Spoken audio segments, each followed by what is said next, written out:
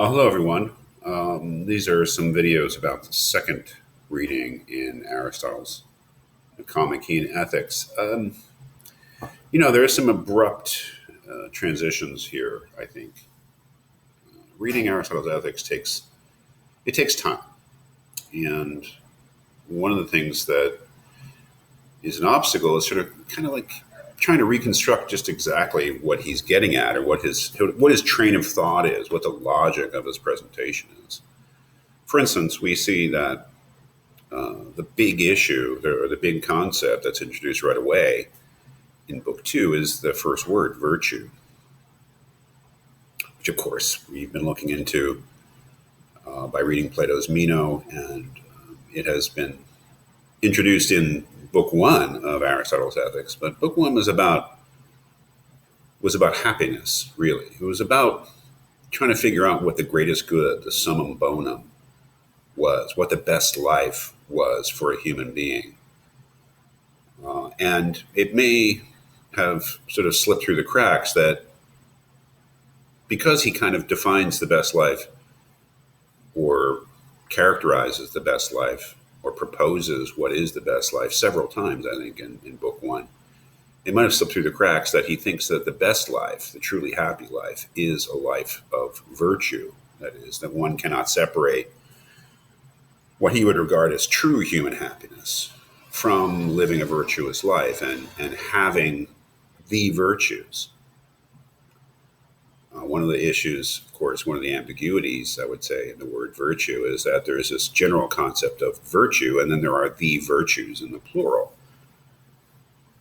And it's the virtues that he will be concerned with in this book, the different virtues, things like justice, moderation, courage, wisdom, which were the central virtues that the Greeks thought every person should have.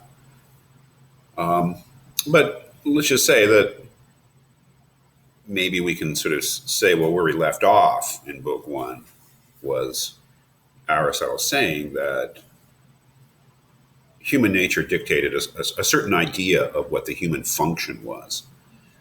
And the human function was a type of activity, a type of rational activity. And that what he was saying was that for a human being to be really happy, as opposed to superficially happy, the human being had to engage in that sort of activity. And that turned out to be a rational activity. But that rational activity in, sort of thinking, and in this case, thinking about life, thinking about how you're going to live your life, and thinking about the best way to live your life, and thinking about the best person you can be. And I guess Aristotle, as a Greek, his natural inclination was to associate that with virtue, with excellence. That is, that what separates human beings from other living creatures, perhaps, is that they have the capacity to think about how they live. That is, other creatures just live. And some of them are very intelligent.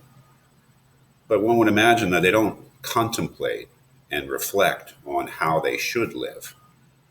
They just live. And they can be very smart.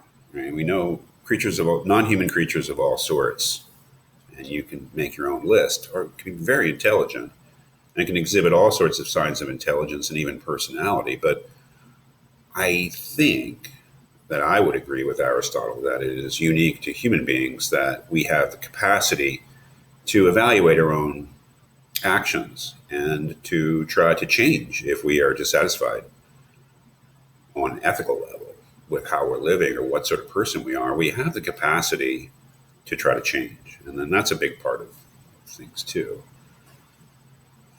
We like Meno, to a certain extent, we aspire to be better than we are, and we have ideals of excellence, of virtue that we try to meet according to our own tastes and according to our own chosen endeavors. I would imagine that if any of you are thinking about becoming doctors, you want to be excellent doctors. You want to be great doctors. If any of you are thinking of becoming lawyers, you want to be really, really great lawyers.